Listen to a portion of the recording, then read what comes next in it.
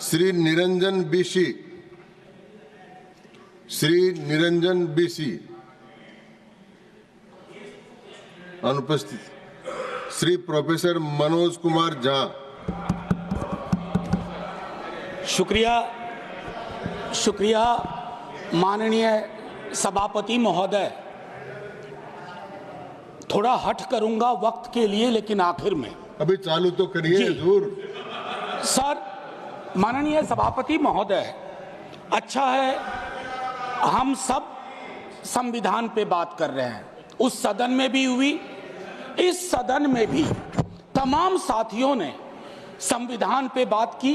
अपना अपना दायरा है, अपनी अपनी सोच है, अपनी अपनी प्राथमिकताएं हैं, लेकिन महत्वपूर्ण यह है कि हमने संविधान पे बात की।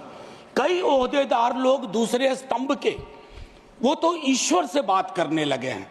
भगवान को कितना काम है, किसी की नौकरी लगवानी है, किसी की शादी करवानी है, किसी को चुनाव जितवाना है, तो किसकी पर्ची निकलेगी, किसकी अर्जी लगेगी। तो अच्छा है कि हम संविधान के दायरे में बात कर रहे हैं। माननीय सभापति महोदय, नेहरू जी पर बहुत चर्चा होती है जब से इस संसद में आया हूं, और मैं इस नई सरकार के बाद ही सदन में आया हूं।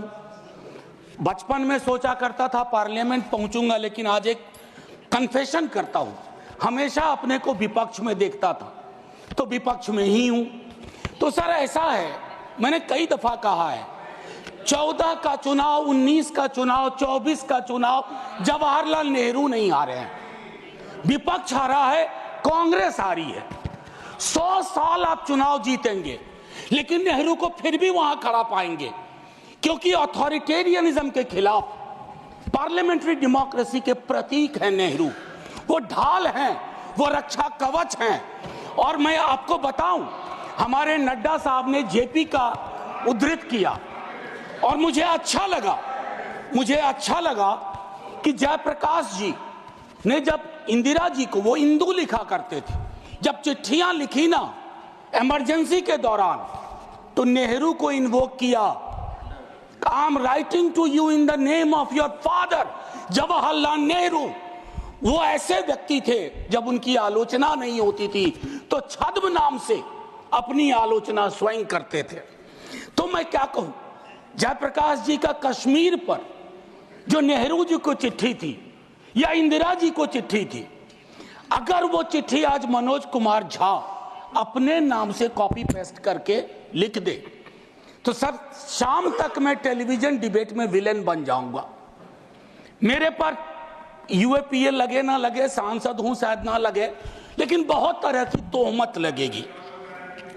सर एक आवश्यक बात, हम महापुरुषों की जन्मतिथि, पुण्यतिथि पर माल्यार्पण वाले दुनिया के नंबर 1 देश हैं। इतनी पुष्प वर्षा करते हैं जन्मतिथि और पुण्यतिथि पे, लेकिन सर वो तिथियां इस बात की भी होती है कि हम अपनी चुनौतियों को स्वीकार करें। अगर हम संविधान दिवस मना रहे हैं, क्या फ्रीडम के बारे में नहीं बात होनी चाहिए? दोनों तरफ ऐसी बातें हो रही हैं, मेरी कमीज सफेद, तुम्हारी कमीज गदली। अरे साहब, संविधान की कमीज देख लो, वो गदला ना हो, उस पे दाग ना पड़े। ये हमारा दायित्व होना चाहिए। आज से 25 वर्ष बाद मैं इस सदन में नहीं होऊंगा, हम में से बहुत लोग नहीं होंगे। जब 100 साल पे चर्चा हो रही होगी, बहुत चर्चा होगी, लोग विश्लेषण करेंगे, जैसे आज हम करते हैं कि नेहरू को यह करना चाहिए था, नेहरू ने वो नहीं किया। 100 साल बाद कोई आपके बारे में टिप्पणी करे, मैं जीवित नहीं रहूं, संभवतः मैं सदन में नहीं रहूंगा, लेकिन वो भी अच्छा नहीं लगेगा सर, अशोभनीय लगेगा। टाइम मशीन नहीं है सर, नहीं तो मैं अपने सारे साथियों को 47-46 ले जाता। खून की नदियां बह रही थी दोनों तरफ, खून की नदियां। मंदिर में गाय काट के फेंकी जा रही थी, मस्जिद में सुअर फेंके जा रहे थे। उस दौर में एक ऐसे देश के निर्माण का संकल्प, गलतियां हुई होंगी। आप विलेन क्यों बनाते हो भाई? विलेन मत बनाओ, आपसे भी गलतियां होती हैं, हमसे हुई हैं। मैं सिर्फ इतना कहता हूं माननीय उपसभापति महोदय, कि जब हम तबसरा करते हैं इस तरह के नेताओं पे, तो हम भूल जाते हैं 47 में इस देश की क्या हालत है। सर आपने घर बनाया हो, मैंने नहीं बनाया अभी तक, मेरे पिता ने बनाया। सर ग्राउंड फ्लोर बनाने में सबसे ज्यादा मेहनत लगती है, नींव है वो। नेहरू और अंबेडकर, पटेल, आजाद ने नींव डाली। आप सेकंड थर्ड फ्लोर बना रहे हैं, उन्होंने फर्स्ट फ्लोर बनाया, आप 5 फ्लोर और बनाइए, लेकिन नींव के बगैर फ्लोर किसी काम का नहीं है, ये याद रहना चाहिए। सर माननीय उपसभापति महोदय, हमारे प्रधानमंत्री जी, भाजपा के कई साथी, और चूंकि ये संविधान की डायरेक्टिव प्रिंसिपल्स में है कि यूनिफॉर्म सिविल कोड, सर मैंने विस्तार से अध्ययन किया है, नड्डा साहब ने भी अध्ययन किया होगा, तमाम साथियों ने। सर कई तरह के उस पर विचार थे, लेकिन डोमिनेंट विचार था कि इसको रखो, किसी दिन वक्त आएगा इस पर बात होगी। सर 44 आर्टिकल जो कि ड्राफ्ट में 35 था, उससे पूर्व आर्टिकल 39 क्लॉज सी है sir, about concentration of wealth. Income inequality का इस देश में जो आलम है, हम टाइम बॉम्ब पे बैठे हुए हैं, टाइम बॉम्ब है ये, और ये सबको इंपैक्ट कर रहा है, ना सिर्फ गरीब मजलूम वर्गों को, मध्यम वर्ग को। अभी हालिया रिपोर्ट आई कि प्रॉफिट मेकिंग कंपनीज, लेकिन उनकी प्रॉफिट का एम्प्लॉय के सैलरी में कोई रिफ्लेक्शन नहीं है सर। रिलेटिव डिप्रिवेशन का जन्म हो रहा है। 44 तक पहुंचिए यूनिफॉर्म सिविल कोड तक, लेकिन रास्ते में एक मील का पत्थर है आर्टिकल 39 सी, वहां रुकिए, ठहरिए, सोचिए कि इसको, क्योंकि अंबेडकर साहब को आप कोट कर रहे थे सोशलिज्म के बारे में कि वो कहते थे कि वो तो रचा बसा है, सेक्युलरिज्म रचा बसा, मानता हूं, लेकिन उन्होंने नेशनलाइजेशन ऑफ लैंड और इंडस्ट्री की भी बात की थी। मैं उसकी पैरोकारी आज के दौर में नहीं कर रहा हूं, लेकिन ये जरूर कहूंगा कि प्राइवेट प्लेयर्स ऐसे ना हो जाएं कि एक को चादर से ढकने के चक्कर में पूरा देश नग्न सच्चाई से रूबरू होता रहे, ये नहीं होना चाहिए। अब सर मैं एक बात कहता हूं, आज जब मैं यहां बोल रहा हूं, इस देश के किसी न किसी कोने में सीवर से एक आध डेथ हो चुकी होगी, सीवर में उतर करके। खुदाई चल रही है इस देश में, कई जगह खोदे जा रहे हैं, एक खुदाई हम सब सांसद मिलके करें। वो जो सेप्टिक टैंक और सीवर में उतर करके जहरीली गैस से मरने वाले लोग, ये कौन है? ये हम एक हैं तो सेफ है में नहीं आते, ये हमारे हिस्सा नहीं है, इसी समाज का हिस्सा है। हाँ, ये अव्वल बात है कि हमारी जातिगत सीढ़ी नुमा पदानुक्रम में वो नीचे आते हैं, उनके उन पर गौर थोड़ा हम कम करते हैं, ये नहीं होना चाहिए। और मैं समझता हूं कि फ्रीडम की जब बात हो तो हम मूल्यांकन करें। फ्रीडम में हाइफन नहीं होता है, फ्री के बाद डॉम नहीं, जैसे जॉर्ज ऑरवेल की किताब में था, all animals are equal but some animals are more equal than others. इस देश में नाम और सरनेम से भी चीजें तय होती हैं। खालिद नाम है, जेल में रहोगे, सुनवाई नहीं होगी। हैदर नाम है, मीरान हैदर, नहीं सुनवाई होगी। इमाम नाम है, सरजिल इमाम, नहीं होगा। गुलफिशा होगी, नहीं होगा। तो ये सारी चीज, एक मिनट आप, मैं मेरा टाइम पॉज कर दीजिए, मेरा टाइम पॉज कर दीजिए, मेरा टाइम पॉज कर दीजिए। मैम चेयरपर्सन, मेरा टाइम पॉज कर दीजिए। मैम मैं सिर्फ इतना कहना चाहता हूं, अभी यहां बोल रहा हूं, मूलवासी बचाओ संघ मंच है छत्तीसगढ़ में, अनलॉफुल बना देते हैं आप। अरे कोई तो तौर तरीका हो, किसान विरोध करे, देशद्रोही है। विद्यार्थी विरोध करें नौकरी के लिए, नौकरी मांग रहे हैं आपसे, और कुछ तो नौकरी भी नहीं मांग रहे हैं, परीक्षा समय पर कराने की मांग कर रहे हैं। आप कह रहे हो अराजक हैं, नक्सल हैं। ये जो शब्दावली लेकर के, विशेषण लेकर के आप घूमते हैं, इससे थोड़ा बाज आइए। मैं कह रहा हूं ये टेम्पटेशन होता है जब बहुत बड़ी सत्ता होती है, 15वें वर्ष में, 11वें वर्ष में प्रवेश करते हैं, लेकिन उस टेम्पटेशन को रोकना मैच्योरिटी है। परिपक्व लीडरशिप की बात होती है। वैकल्पिक विकास की कोई मांग आपसे करेगा तो आप कहोगे नक्सली है। अब मैम चेयरपर्सन, एक और चीज कहना चाहता हूं, मैं पीड़ा साझा करता हूं बांग्लादेश में जो हो रहा है, साझा करता हूं पीड़ा। 71 के बारे में पढ़ा था, अभी देख रहा हूं। लेकिन मैम मैं महात्मा गांधी पर जाना चाहता हूं। नोआखली में जब देश आजादी का जश्न मना रहा था, महात्मा गांधी नोआखली में दर दर भटक रहे थे, restoration of peace and normality, वो दौर था। उन्होंने एक बात कही थी, आज का दक्षिण एशिया है जिससे पाकिस्तान और बांग्लादेश निकला है, हमें इस बात का स्मरण करना होगा कि हमारी भूमिका सबसे बड़ी है। हम बड़े भाई वाली शब्दावली का इस्तेमाल नहीं करेंगे। We are the largest and the oldest democracy. बाकी में डेमोक्रेसी कैजुअलिटी हुई है पाकिस्तान और बांग्लादेश में, संविधान तक नहीं आया। लेकिन हम अपनी अकलियत के साथ कैसा व्यवहार करते हैं, तो हम कह पाते बांग्लादेश को learn from us, to Pakistan learn from us, this is how we treat. लेकिन हमारा रिपोर्ट कार्ड अगर उसमें कमियां रहती है,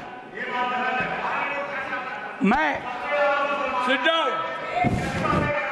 Sit down. Sit down. Ma'am chairperson, my time should be paused. Sit down. My time should be paused. My time should be paused. My time should be paused. Honorable members. Ma'am एक चीज मैं एक चीज कहना चाहता हूं। अंबेडकर साहब को कोट किया गया, अंबेडकर साहब को कोट किया गया, और एक मिनट किसी की भावना आहत हुई है तो मैं वापस लेता हूं। It is primarily a mode of, सुनिए, it is primarily a mode of associated living. Democracy is not simply a form of living, form of government. Associated living, कितना इसको अपने जीवन में उतार पाए? ऑफ कॉन्जॉइंट कम्युनिकेटेड एक्सपीरियंस, कितना उतार पाए? जातिगत जनगणना की जब बात होती है तो बट जाते हैं हम। क्यों बट जाते हैं भाई? वर्गीकरण की बात होती है, बिना जनगणना के वर्गीकरण कैसा? एनएफएस के माध्यम से एक नई रवायत का जन्म हो गया है। एक ओबीसी की लिस्ट में क्रीमी लेयर के इंटरप्रिटेशन के लिए आप राज्यों की समकक्षता इक्विवेलेंस को एक ऑर्डर के माध्यम से छुपा देते हैं। आपका दोष नहीं भी दूंगा, कहूंगा कि अधिकारी वर्ग के अंदर अभी भी वो मानस है कि वो रिप्रेजेंटेशन से परेशान होता है, चिढ़ता है, उसको लगता है ये यहां कहां आ गए। अभी बिहार में सर्वेक्षण हुआ, कई लोगों ने कहा हम तो इतने कम नहीं हो सकते। विजिबिलिटी और न्यूमेरिकल स्ट्रेंथ में फर्क होता है।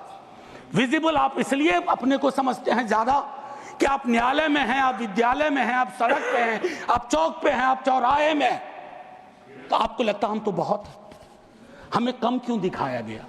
उसके इस रिश्ते को हम सबको समझना होगा। मैम चेयरपर्सन, और जो मैंने कहा conjoint experience and associated living. Together with that, I'll take you for a minute to what Jawaharlal ji said in the beginning of objective resolution.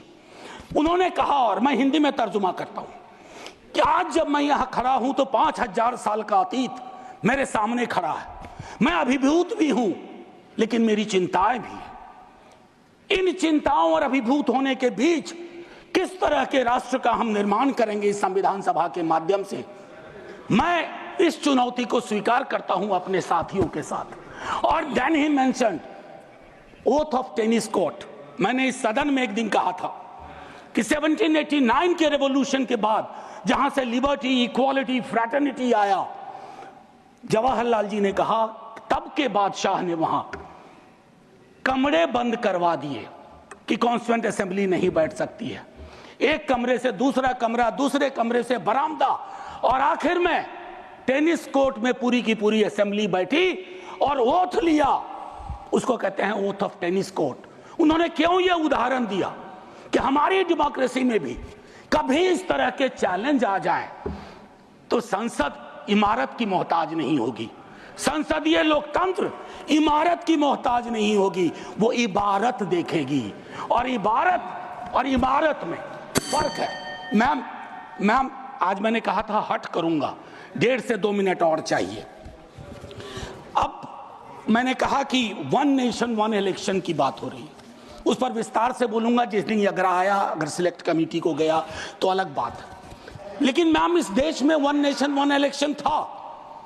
Nadda साहब ने कहा, मैं मानता हूं। कई दफा क्या होता है, जब आप कोट करते हैं, हमारी यूनिवर्सिटी में कहते हैं कि सेमी कोलोन के बाद किसी को कोट मत करो, उसको हम लोग कहते हैं पुअर साइटेशन, कि किसी को कोट किया। जैसे आपको उदाहरण के लिए मैम 30 सेकेंड में, कि मार्क्स ने कहा religion is the opium for masses, ऐसा कभी नहीं कहा मार्क्स ने। वो सेमी कोलन के बाद का एक सेंटेंस था, उन्होंने ये कहा is the Sai of oppressed, लेकिन सेमी कोलन के बाद का उठा करके कहा रे रिलीजन के तो खिलाफ थे कार्ल मार्क्स। तो उसी तरह से साइटेशन के साथ दिक्कत है। मैं सिर्फ इतना कहना चाहता हूं, वन नेशन की वो साइकिल टूटी थी, वन नेशन वन इलेक्शन की साइकिल 60s मिड 60s में टूटी। आज क्या गारंटी है, हम कैसे अगले चुनाव तक ले जाएंगे? Will it be a proxy governance? Then it won't it undermine the idea of will of the people? मैं समझता हूं कि इस पर विशद चर्चा हो और तभी जाकर के Kindly conclude. बस अभी तो 33 सेकेंड लिया है, 1 मिनट और दे दीजिए। मैम चेयरपर्सन, तारतम्य तो थोड़ा टूट जाता है, फिर भी अपनी एक बात कह के खत्म करूंगा। बाबा साहब भीमराव अंबेडकर के बचपने का एक छोटा किस्सा। क्लासरूम में बैठे हुए थे सबसे पीछे, शिक्षक ने कहा, चूंकि मैथमेटिक्स में बहुत अच्छे थे, आओ इसको हल करो। ज्यों ही वो बोर्ड की तरफ बढ़े, जितने कास्ट हिंदू अपर कास्ट के लोग थे वो दौड़ के बोर्ड के पास गए, क्योंकि बोर्ड के पीछे उनका टिफिन बॉक्स था। उनको लगा ये पोल्यूट हो जाएगा। मैम आज वो मान्यताएं नहीं हैं, लेकिन पोल्यूशन प्योरिटी की नई मान्यताएं आ गई हैं, एक्सक्लूजन की नई मान्यताएं आ गई हैं। और आखिरी में ऑस्विज एक जगह थी पोलैंड में, जहां जिसको सिर्फ गैस चैम्बर से मत समझिए, ऑस्विज के बनने में सालों की नफरत और घृणा थी, जिसका अंजाम ना सिर्फ जर्मनी में भुगता गया, पूरी दुनिया ने। तो ये नफरत घृणा, इस पर लगाम लगे ना तो हर मोहल्ले में ऑस्विज होगा। और आखिर में मैम, मैं आज जद पे अगर हूं, निशाने पे, मैं आज जद पे अगर हूं तो बदगुमा न हो, चिराग सबके बुझेंगे, ऐसी हवा किसी की नहीं होती। शुक्रिया मैम, जय हिंद। श्री अब्दुल